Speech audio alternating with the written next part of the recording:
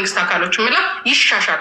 ምክንያቱም ጠቃሚ ነሽ እንጂ ጎጂ አይደለሽም። ግብር ከፋይ ነሽ እንጂ ግብር ወሳጅ አይደለሽም። ብትበደሪ ሀገርሽ ነው። እንኳን አንቺ ቀርቶ ማንም ይበደራል። ተበድረው ዘርፎ ይዘው የሚሄዱ ሰዎችን እናውቃለን። ዛሬ ተከታትሎ የያዛቸው የለም። አንቺ ግን እዛ ላይ ንብረት አለሽ፣ መሬት ላይ የመሬት ንብረት አለሽ። ተንቀሳቃሽ ንብረት አይደለም፣ ቋሚ ንብረት ያለሽ ሴት ነሽ። እንደ ቀላል መታየት የለበትም። ከዛ ላይ ስራሽ አድካሚና አድካሚ ነው። ስለዚህ ይሄ ነገር ለምንድን ነው በዚህ መልኩ የሚወራው ነው የኔ ጥያቄ። ሁለተኛ ነገር ደግሞ የዩቱብ ሽቀላ የሰዎችን ፖሊሲ የያዘውን ዶክሜንት አውጥቶ እየለጠፉ እንዲህ ነበረች የኦፒዲዮ አባል ነበር። እኔ ቁጭ ብዬ ነው ያየሁት። የኦፒዲዮ አባል መሆን እኮ ምንድን ነው? ሰይጣናዊ ስራ ነው እንደ የሰራሽው? ሀገራዊ ስራ እኮ ነው የሰራሽው። መብትሽ እኮ ነው አባል ነው። አባል የኦፒዲዮ አባል ሆኖ አይደለም ሀገር እየመሩ ያሉት። ምንድን ነው ፕሮብሌሙ? ይሄ በሌላው ሰዎች ክብርን እንዴ ያለ አይደለ የሚመጡበት መንገድን እያመቻቸ እንደሆነ ነው። ዶክተር አብይም የኦፒዲዮ አባል ናቸው።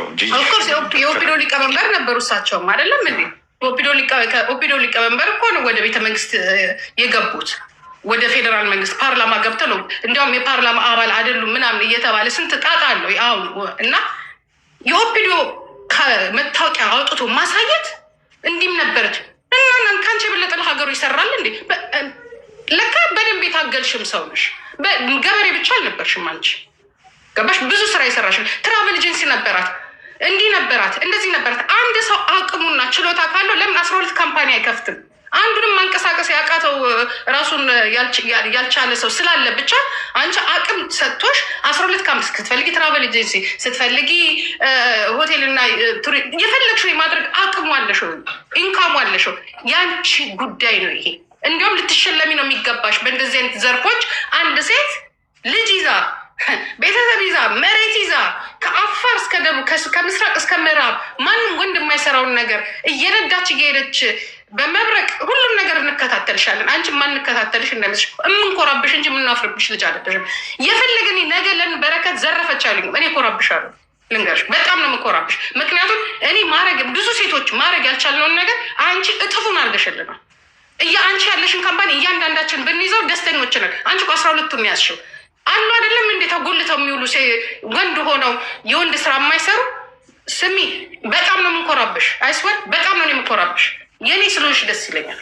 በጣም ነው የምንኮራብሽ። ቴንኪው። እና አትስሚያቸው፣ ምንም ነገር አትስሚያቸው። ሂጂበት። ይሄ ፖሊሲ ሲስተም ችግር ሊኖር ይችላል። ልትሳሳች ትችያለሽ። ያ ስህተት ደግሞ ማለት ጥፋት አይደለም። ገብቶሻል? አንቺ በሌለሽበት አጭበርባሪ ያለበት ሀገር ነው። ብዙ የምናውቀው ነገር አለ፣ ግን የራስን ገበና ተናንሰጥም እንዲሻሻል እንጂ የምንፈልገው ብዙ አይነት እናንተ ከምታውቁት የበለጠ እኛ የምናውቃቸው ነገሮች አሉ። ሰውን እንዴት አድርጎ ወደ እስር ቤት ማስገባት እንደሚቻል፣ ሰውን እንዴት አድርጎ ጠምጥሙ። ይሄ በሙሉ መቆም አለበት። የግል ጸብ ካለ ያሁን የግል ጸብ ያለሽ ነው የሚመስለኝ ከልጁ ጋር፣ ወይንም ደግሞ እንዲሁ አንዳንድ ጊዜ የግል ጸቡን ባታውቂው እንኳን የሆነ ተነሳስቶ አንዳንድ ሰው የሆነ ባህር ያለ ተነሳስቶ በቃ እቺ ሴትዮ አስጠልታኛለች እና በዚህ ልጠቀምባት ያለም ይመስለኛል። ገብቶሻል? ለመልካም ያርግ። አይ ስራ አይደለም ጥሩ ነው፣ ግን ይታቀፍ፣ በደህንነት ይታቀፍ፣ ወይ በፖሊስ ይታቀፍ፣ ወይ በማህበር ይታቀፍ፣ ወይ ህዝቡ ተሰብስቦ ይቀፈውና ሌቦችን ያወጣ። እየዞር ሲያወራ እንኳን እነ መንሱር ላይ ዞሮ እኔ እሱ ልጅ ምን ችግር እንዳለበት አላውቅም። ዞሮ መንሱር ላይ ነው፣ ዞሮ በረከት ላይ ነው፣ ዞሮ የሆነ በቃ አይዶን ነው። እኔ አሁን እዚህ ጋር መናገር የማልፈልጋቸው ነገሮች ግን በነገራችን ላይ ባለሀብት ነኝ ብሎ አቅማ ብሏል እንዴ? እኔ ለመጀመሪያ ጊዜ ከአንቺ በኋላ ነው ያየሁትኝ። እስቲ ቆይ ማን ነው እንደዚህ የሚያደርገው ብዬ ጠያቄ አየሁኝና መንገደኛው ላይ ቀረበ አየሁትኝ። ከዛ በፊት እነ መንሱር ላይ አይቼዋለሁ። ግን በቃ ጥሩ ስራ ሊሆን ይችላል። ግን ይሄ ሰውዬ በመንግስት የታቀፈ አይደለም ነው። አሁን ምንድነው አንድ ሰው ይልሽ በህግ ጥላ ስር ካለ ለዳኞችም እኮ ፋታ ያስፈልጋል ማለት ነፃ ሆኖ ጭንቅላታቸው መመርመር እንዲችሉ፣ ነፃ ሆኖ ፍርድ መስጠት እንዲችሉ፣ ነፃ ሆኖ ህጉን ኤክሰርሳይዝ ማድረግ እንዲችሉ ምን ያስፈልጋቸዋል? ጋፕ ሊኖራቸው ይገባል። ሚዲያ ጋጋታ ሲኖር ተጽዕኖ ይመጣል፣ ተጽዕኖ ይኖረዋል። እኔ በነገራችን ላይ አንድ ነገር ልንገራችሁ። ኢትዮጵያ ዳኛ አላት። በኢትዮጵያ ዳኞች 1% ጥርጥር የለኝም። ለምን እኔ ህዳር 14 ታስሬ ነበር። እንደምታውቁት ፍርድ ቤት ቀርብ ያለው 14 ጊዜ ፍርድ ቤት ቀርብ ያለው ዳኛ ላይ ችግር አላየሁም። አቃቤ ህግ ላይም ችግር አላየሁም። በነገራችን ላይ አቃቤ ህግም ህግ ነው፣ ህጉ ላይ ያሉን ነገር ነው የሚያስቀምጡት። ችግር ያየሽው ማን ጋ ነው ካልሽ ፖሊስ ጋር። ምክንያቱም ሁሌ ዳኛ ፊት ሲቀርቡ ምንድን ነው ይሄ ምን ማለት ነው እያለ ዳኛ ራሱ ይጠይቃቸው ነበር። እና ሰውም ሲፈታ አይፈቱም። እንትን ፍርድ ቤት ቀይረው ይወስዳሉ እንጂ ሌላ ቦታ ከፍርድ ቤት ፍርድ ቤት ይቀይራሉ እንጂ የመፍታት ባህሪ የላቸውም። እኔ ግን እውነት ለመናገር ኢትዮጵያ ውስጥ ዳኞች አሉ። በዳኞች እተማመናለሁ በእውነት ምክንያቱም ዳኞች ማንንም አይሰሙም። በቃ በራሳቸው መንገድ ነው ነገሮችን ሲያዩ ያየሁት ማለት ነው በግሌ። አቃቤ ሕግ ላይም ችግር አላየሁም። እንደነገርኩ ግን ፖሊስ ልክ እዚህ ቦታ ላይ አልሆን ካለው ልደታ አልሆን ካለው አራዳ አልሆን ካለው ሌላ ፍርድ ቤት ይዞ ከሄዳል እንጂ ዳኞቹ በሰሩት ተት ወይም ባደረጉት ነገር አይደለም። እንደውም እግዚአብሔርን የማመሰግነው እንደው እኔ 7 ቀን ነው አይደል የታሰርኩት፣ ከ2 ወር ከ10 ቀን አካባቢ ነው እስር ቤት የነበርኩት። በዛ ቆይታዬ አገሪቷ ዳኛ እንዳላት ፍርድ ቤት እንዳላት አረጋግጫለሁ። ከዳኞች ጋር ምንም አይነት ችግር የለብኝም፣ ምንም አይነት ነገር የለብኝም። እውነቴን ብነግራችሁ ግን ዳኞች የሚሰጡት ትዕዛዝ ግን ስለማይፈጸም እፈራለሁ። ምክንያቱም ዳኛ ያዛል እንጂ ድርጊቱን ሄዶ አትያዝ ልቀቅ አይልም።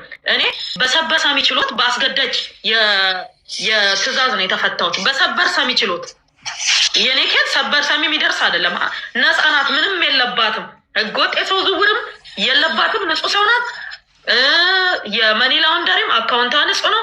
ሐዋላም ከሀገር ውስጥ ያወጣችሁ ገንዘብ የለም። ምንም አይነት ነገር እንዲህ ተብሎ ምንም አይነት የተገኘብኝ ወንጀል የለም። ነፃ ናት ብሎ ዳኞች ፍቱ ሲሉ ካልፈታኝ እንዴት ነው ማልፈራው? እፈራለሁ። ገባ? ለምን ሁሉም ነገር በእጃቸውን ያለው። እኔ አንድ ተራ ግለሰብ ነኝ። በረከት እኮ ምንም ላደርጋቸው አልችልም። እና ያም ስለሆነ ነው ሰዎች ተጋፈጭ። ለምንድን ነው የምጋፈጠው? ለምንድን ነው ደሜ ደመ ከልብ የሚሆነው?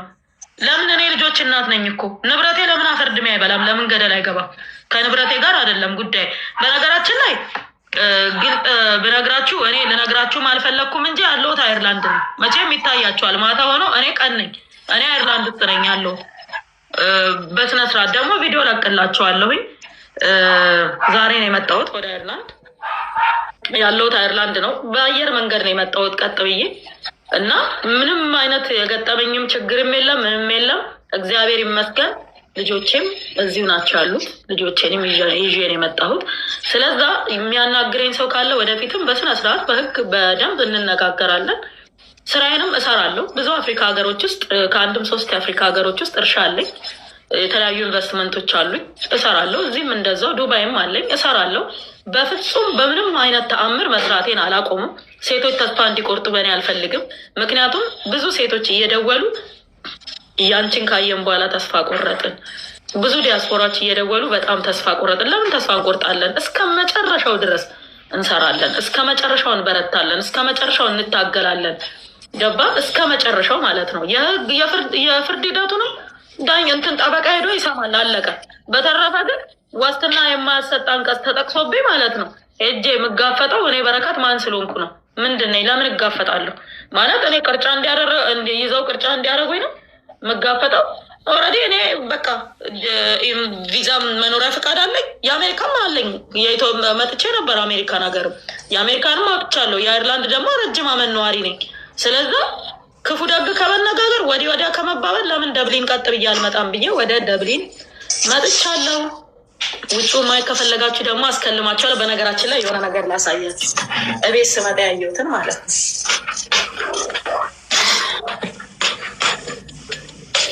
አሁን ቤትሽ ውስጥ ነው ያለሽው? እኔ ግን ፈራውን በጣም ነው የማዝነው፣ በጣም ነው የማዝነው። አሁን ተስፋ ነው የምትቆርጠው። በቃ እኔ አሁን እኔ አልሄድም፣ ዞ አሉን ኢንቨስትመንት አላደርግም። ልጄ ግን የበረከትን አሪያ ነው የምትከተለው። ልጄ 5 ሳንቲም ይዛ ነው የምትሄደው፣ 5 ሳንቲም እና አንዳንዴ ታሳዝነኛለች። እንዴት ብለሽ ነው ይዛ ሀገር የምትኖሪ ነው የምላት። ላሳያችሁ፣ ቤቴ ስመጣ ያገኘሁትን ላሳያችሁ። ምንድን ነው ይሄ? የዱባይ ነው ባንዲራው? ምንድን ነው? የፍልስጤም ነው እንዴ? ኦኬ። በጣም ብዙ ቤት ላይ እንደዚህ ተጽፏል እና እስቲ ካሜራው ከዞረልኝ ልሞክር።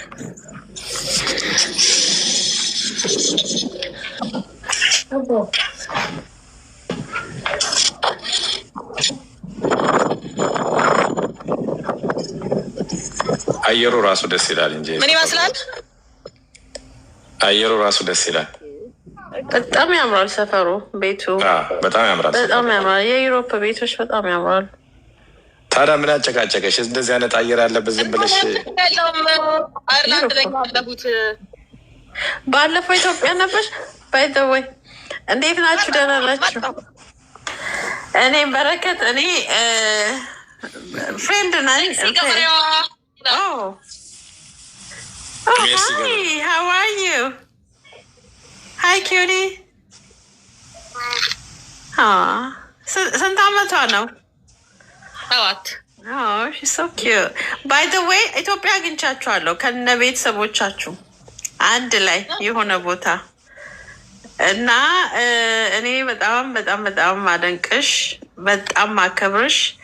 በጣም ብዙ ጊዜ ነው ስከታተልሽ። ገና ኢትዮጵያ ስትመጪ ነው በረከት ገበሬዋ ሲባል እንዴ የሴት ገበሬ አለ እንዴ ብዬ ገርሞኝ ሳይሽ የነበረው እና መሶበ ወርቅን አያችሁልኝ። እሺ ቴንክ ዩ። ድፎ ዳቦ ይዘሽ ነው የሄድሽው? በነገራችን ላይ አንቺ ተናገሪ ብዬ ነው እንጂ ትናንት ቪዲዮ ስደውይልኝ ኢትዮጵያ ኤርላይንስ ውስጥ ነበርሽ። ኢትዮጵያ ኤርላይንስ ውስጥ ነበርሽ እና እንዴ ሆነስ ላይ ብናገረው እንዴ በረከት ወንትር ተብለሽ ምንድን ነው ጉዳዩ?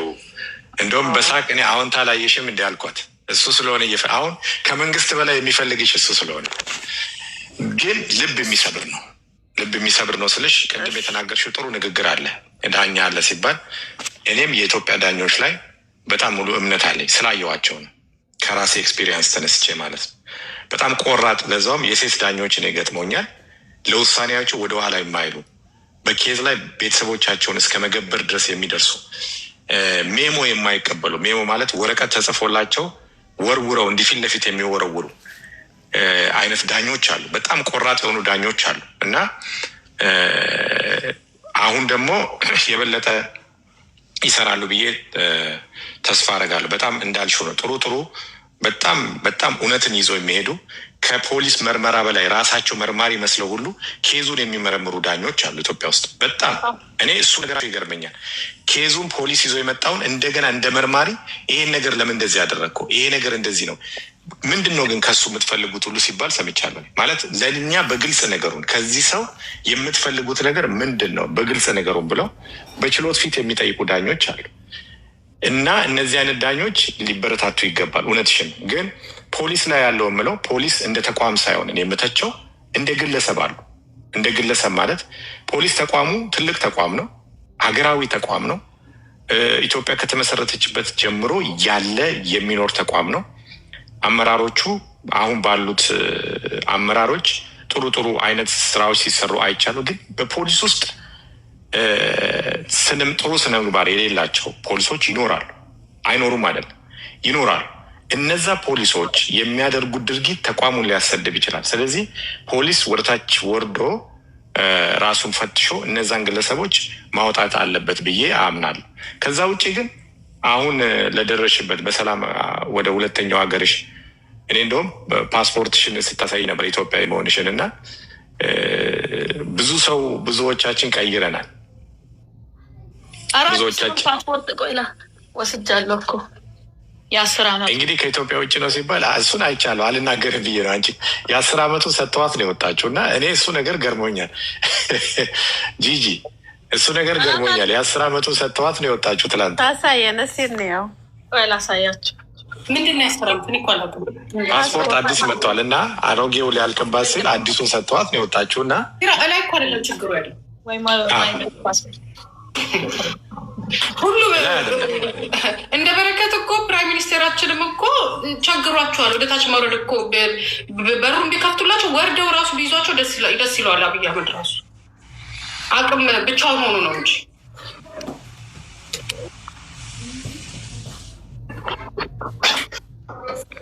ያ እና በጣም ነው እኔ የምተማመንባቸው ተቋም በአዲስ አበባም ፖሊስ በፌዴራል ፖሊስም ተቋም ላይ ምንም ጥርጥር የለኝም። በጣም አመራሮቹ አሁን በጣም ጥሩ አመራሮች ነው ያሉት። ግን ውስጥ ላይ ትንሽ ችግር ሊኖር ይችላል። እሱ የሚስተካከል ጉዳይ ነው። ከዛ በተረፈ ግን እንደዚህ አይነት ግለሰቦች ይሄ የኢትዮጵያ የቀድሞ ፓስፖርት ነው። ኤክስፓየርድ ሊያደርግ 2 አመት ይቀረዋል። ይሄኛው ግን ያው የሚመጣ ነገር አይታወቅም ተብሎ አዲስ ነው። ግን ባለቤትሽንም ሰላም በይልን፣ አይተነዋል ከኋላ አንተ ልጅ Salam. Hi, Mr. Nathan. How you doing? Hi, how are you? Good to see you. Thank you for all the support. Yeah, we just discussed with her about the situation. Yeah. I'm really sorry that this is happening to her. Okay. So I'm sorry, guys, on behalf of our country. So you guys hard worker. I really appreciate it to work, to continue. This situation is going to be solved. I believe our Prime Minister. I believe the law enforcement. I believe the judgment to reduce to fix this situation. So don't feel bad. This is happening most of the time. So I'm really sorry on behalf of my country. So Mr. Nathan, I'm really appreciated to see you with your sweet wife. And then how you feeling now? I'm good. I'm good. Really, it's been a very tough time. Berkat, she's done so many things, and then for this to happen, and for me, as a foreign person within the country, the most difficult part for me was, who do I go to? Berkat does everything. She's able to communicate and deal with everything. But when she's not around, who do I go to? Who do I ask for help? And that was my challenge. That was the most difficult part. But now, this is life. We are resilient people that we can pick up and shake off ourselves and continue. And let's put it this way: it's like no hard feelings. We need to move on. If we start looking behind us as to what's happened, you can just forget about life. You have to look forward. No point looking at the rear mirror of your car when you're driving forward, and that's what we're doing now. And Berkat she's really strong, and I'm so proud of her. And the most important thing for me is that our girls, that they take after her. And if this can be then a model for the future for other girls within Ethiopia, to show them that they can do things. They don't have to listen to the people that keep saying, no, you can't do this. I was only discussing this with my mom today. There was one singer here in Ireland, and they said to her, "No, you. The best thing you do is go get a job in a cafe, because you'll never make anything for yourself." Now she's a singer, and she's done many things. She said she used bad language, and she said, "No, I'm going to do this myself." Berkat's exactly like that. She's a doer. She gets things done. Yes, you have challenges, but that's life. And we have to deal with this. But now we need support. We need support, and from all of you, thank you very much. I'm not going to interrupt your live discussion. No, we are stand with her. So she's a hard worker. She's wonderful. She's like she represents our hard work women. So I'm really appreciated behind her. You are great husband. To accept her question first when she decided to invest in Ethiopia. I know you guys because when you are married, you make a decision with her. So I'm really appreciated to make a decision when she asking the first question to invest in Ethiopia. So now this is struggling time. So I know the Prime Minister is gonna fix this. So thank you for coming to joining us. Sorry to interrupt you, but so many people have said this now, that give him time. He will fix everything. And I'm trusting in this, because I want to be able to go back and have the comfort of being able to continue working, because it's for the benefit of everybody. There's so many opportunities in the country, and let's just progress and keep moving forward. Yeah, keep moving forward. Now election time, that's why maybe case is like it look like quiet time. So now election time in Ethiopia, I believe after election something happened. So thank you for coming. Thank you for coming, Mr. Jonathan. I really appreciate it. And for the support from everybody. We love you guys. We love you. We are Ethiopian. We love you. We stand with you. Very much. Thank you. I'll leave you now. Okay. ኤኒዌይ እሱ በነገራችን ላይ ምንም ኔጌቲቭ ነገር የለውም ስለ ኢትዮጵያ ኖሮትም አያውቅም፣ ወደፊትም አይኖረውም። ሁል ቀን ኢትዮጵያ ብዙ ኦፖርቹኒቲዎች አሉ። ኢትዮጵያ ብዙ ሪሶርስ አላት። ኢትዮጵያ ብዙ ሊሰራባት ይገባል ብሎ የሚያምን ሰው ነው። እንደምታውቀው አንዳንድ ሰዎች ከኔ ስለኔ ሲያወሩ በጣም ኃላፊነት በጎደለው መልኩ ባለቤቷ እንዲያርጎን ደግነቱ እግዚአብሔር ይመስገን አማርኛ ስለማይሰማ ማንም የሚያወራውን አይሰማም። ማንም ምንም ቢያወራ አይችልም አማርኛ። ለምን ብዙ ጊዜ ኢትዮጵያ ነዋሪ አይደለም፣ ግን በጣም ብዙ ጊዜ ይመላለሳል። በጣም ፖዚቲቭ ነው ለኢትዮጵያ ጆናታን እና አሁን ራሱ ይስተካከላል ነገሮች መልካም ይሆናሉ ከማለት ውጭ አንድም ነገር ክፉ ነገር ተናግሮ አያውቅም። እና አንዳንድ ጊዜ ሰዎች ኃላፊነት በጎደለው መልኩ አሁን አወንታ ባለፈው ምንም አይነት እንትን ሳይል መሳሪያ ፍቃድ አለው ይሸጥ ነበር። መብቱ እኮ ነው። የሀገሩ መንግስት ነው የሰጠው ፍቃዱን። መብቱ ነው መሸጥ። ገባ? ከፈለገው ሀገር ጋር ዲል አድርጎ እዚህ አሜሪካ ውስጥ በየማርቱ አለ ግለሰቦች ፍቃድ አውጥተው አርነት እንደሱ አይደለም። የጆናታን በሼር የሚያስተዳድረው አብሮ ከጓደኞቹ ጋር የሚሰራው ድርጅት ምንድን ነው መሰለ? ሬብልስ ጋር ዲል ማድረግ አይችልም፣ የተከለከለ ነው። አማጽያን የሚባሉ አሉ አይደለ? አንጃ የሚባሉ አሉ። ኦር ደግሞ እንደ ሽብርተኛ የሆኑ ቡድኖች አሉ። ከእነሱ ጋር ዲል ማድረግ አይችሉም። ዲል ማድረግ የሚችሉት ወይም መነጋገር የሚችሉት ኢቨን ኮንሰልት ማድረግ የሚችለው በተባበሩት መንግስታት ባንዲራውን ካውለበለበ አገር ጋር ብቻ ነው። የተባበሩት መንግስታት ባንዲራውን ካልተቀበለው ሀገር ጋር እንደ ሀገር ራሱ ማለት ነው ሀገር ያልሆነ እንደ ሀገር አሁን ሀገር ነን ብለው የሚያስቡ ሀገር ያልሆኑ አሉ አይደል? እንደነ ሶማሌላንድ ያሉ ከእነሱ ጋር እንኳን ዲል አያደርጉ። የእነሱ ድርጅት ከሀገር ጋር ብቻ ነው ኮንሰልት የሚያደርገው። ምክንያቱም የእነሱ ሀይ ኢንድ የሆነ ሴኩሪቲ እውቀት ነው ያላቸው። መንግስት ቤት የሰራ ሰው ነው። ገባ? እንደዚህ ከሬብልስ ጋር ከቡድን ጋር ምናምን ወርዶ አይሰራም ጨርሶ ማለት ነው። በጣም ኃላፊነት የሚሰማው በጣም ሪፐብሊካን ጋርድ ውስጥ 10 ዓመት ነው ሪፐብሊካን ጋርድን የመራው የአይርላንድን ማለት ነው። በጣም በንጽህና በጣም በኃላፊነት ነው የሚሰራው እና አሁንም እሱ ስለ ኢትዮጵያ በጣም ፖዚቲቭ ነው። ስለ ኢትዮጵያ ክፉ ነገር አያስብም። እኔም ደግሞ ብዙ ነገር አልነግረውም። በነገራችን ላይ የተከሰቱ ነገሮችን በጠቅላላ ለልጆቼም አልነግራቸውም። ልጆቼ አማርኛ ይሰማሉ፣ ግን እንዲህ ሶሻል ሚዲያ ምናምን ስለማይከታተሉ ምን እየተፈጠረ እንደሆነ አያውቁም። እሱም አንዳንድ ነገር ሰው እንደዚህ ሲነግረው ይጠይቀኛል። ተዋቸው ዝም ብለው ነው እለዋለሁኝ። ለምን ኢትዮጵያን እንዲጠላት አልፈልግም። አሁንም ቢሆን ምንም ቢሆን ኢትዮጵያ ሀገራችን ነች አይደል? የፈለገ ነገር ቢፈጠር ሀገራችን ነች እና ሀገራችንን ደግሞ ሰው እንዲጠላብን አንፈልግም። እኛም አንጠላትም የፈለገ ነገር ቢሆን ማለት ነው። ኮፒሊንክ አድርጉት። በጣም ጃም እያደረጉ ሰው እያወረዱ ነው ያሉት፣ እያየዋቸው ነው። እና እዚህ ጋር እኔ ጋ ይመጣል በጣም ጃም እየተደረገ ማለት ነው። ከየት እነዚህ ሰርቨር ላይ በጣም አደገኛ የሆኑ ሰዎች አሉ መሰለኝ። ሰው ያወርዳል እንትኑ እንዳይወጣ እንዲይዘው ይመጣልኛል እዚህ ጋር እና ሪፖስት አድርጉት። ያለው ነገር ይሄ ነው። ሁሉ ነገር መልካም ይሆናል ብለን እናስባለን። ነገሮች ይስተካከላሉ እንላለን። ያው እግዚአብሔር ይመስገን 10 ዓመት ፓስፖርት አለኝ። አሁን ይሄ አዲስ ፓስፖርት ነው። ይሄኛ ግን ኤክስፓየርድ ሊያደርግ 1-2 ዓመት ይቀረዋል። ይሄ አዲስ እንደሆነ ራሱ ያስታውቃል። የአሜሪካ ፓስፖርት ነው የሚመስለው እኮ አዲሱ ፓስፖርት ነው እና የ10 ዓመት ነው የሚሰጡት አሁን። ይሄ አዲሱ 10 ዓመት ነው።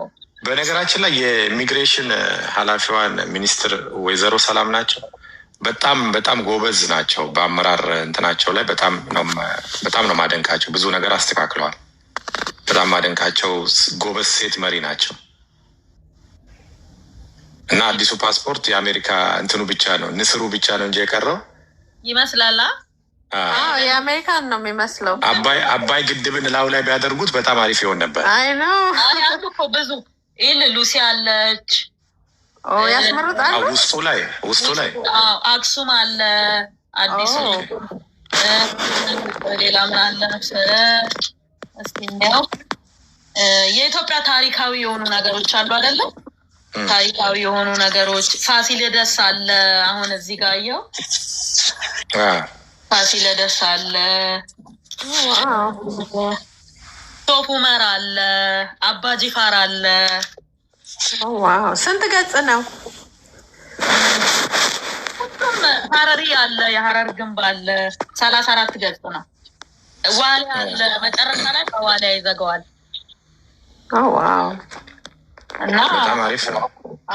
የኢትዮጵያ መስህቦች ናቸው አብዛኞቹ። ዝሆን፣ አንበሳ፣ ፋሲለደስ፣ አክሱም፣ ላሊበላ፣ አባጅፋር ኢቨን እንትን ሁሉ አለ። በጣም የሚገርም ነገር እርከን፣ የኮንሶ እርከን ሁሉ ሳይቀር አለ።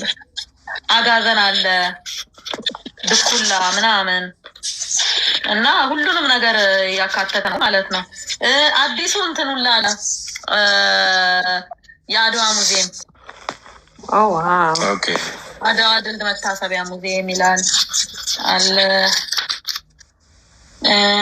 የተለያዩ አዋፋቶች አሉ፣ በኢትዮጵያ ብቻ የሚገኙ አዋፎች ማለት ነው። እነሱ አሉ። ዝሆን፣ ይሄኛው ደግሞ እንትን ነው አባጅፋር የጅማ 18ኛ ገጽ ላይ 18ና 19። ኦኬ። አይ በጣም ደስ ይላል። በጣም ደስ ይላል እና ብዙ ነገር ይሄ ፋሲለደስ ነው። እና አዲሱ ፓስፖርት ይሄ ነው ለማለት ነው። ኦልሬዲ የ10 ዓመቱን ሰጠዎች ነው ይሄድ። ለምንድን ነው ግን ዜግነት ነው ያልቀየርሽው? እውነቴን ነው የምነግርህ። እኔ ሀገሬን እንወዳታለሁ ታውቃለህ። ከሀገሬ በላይ ምንም የለም። እና በጣም ብዙ ጊዜ ዜግነት አንድ ሴት አይሪሽ ስታገባ ዜግነት የምትቀይረው በ3 ዓመት ነው። እኔ ግን ስለ ዜግነት ሲወራ አልቀይርም። ለምን ቀይራለሁ? ኢትዮጵያዊነት እኮ ከአይሪሽነት አይበልጥም ብዬ ማስብ ሰው ነኝ። እና በፍጹም በቃ አይበልጥም ብዬ ማስብ ሰው ነኝ። እና ለዛ አልቀየርኩም። ብዙ ጊዜ ተጠይቄያለሁ። ይቆጭሻል፣ ተይ ትራቭል ለማድረግ ብዙ ሰው በሌላ ነገር እንዲህ ኢትዮጵያ ውስጥ ችግር ይመጣል ወይ ችግር ይፈጠርብሻል ብሎ አይደለም። ትራቭል ለማድረግ ይቀልሻል። ወደ ፈለግሽው ሀገር ትራቭል ለማድረግ አይሪሽ ፓስፖርት የተሻለ ነው። ቪዛ ደግሞ ኦን አራይቫል ነው። ለምሳሌ አይሪሽ ፓስፖርት ያለው ሰው አሜሪካን ሀገር ቪዛ አስፈልገውን ዝም ብሎ ነው ስታምፕ የሚሰጥ ማለት ነው። ዝም ብለ ነው የምትገባው። እና እንደዛ ቢሆን ይሻላል ከሚል አንጻር ነው ብዙ ሰዎች ዜግነት ምናምን ብትቀይሪ የሚል ነገር ያሉኝ። በአጋጣሚ እኔ አልፈለግኩም። ኢትዮጵያዊነቴን ይዤ ነው መቀጠል የፈለግኩት። ለዛም ደግሞ አልጸጸትም። በነገራችን ላይ እኔ ከኢትዮጵያ ወጣሁ እንጂ ኢትዮጵያ ከኔ ውስጥ አልወጣች። አሪፍ እንትን ነው። እንግዲህ ሌላ ጂጂ የምትይው ነገር አለ? እኔ ስላገኘሁሽ እና ስላወራን በጣም ነው ደስ ያለኝ። በተፈጠረውም ነገር እኔ እንደ ግለሰብ አዝናለሁ። ከዛ ውጭ ግን ላይሽ ብዙ የስራ እድል ስለፈጠርሽ ብዙ ነገር ስላደረግሽ